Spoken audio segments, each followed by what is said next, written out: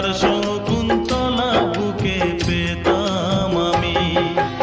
আংটি থাকুক না থাকুক তার আঙুলে, যেতাম না কখনো যে তাকে ভুলে।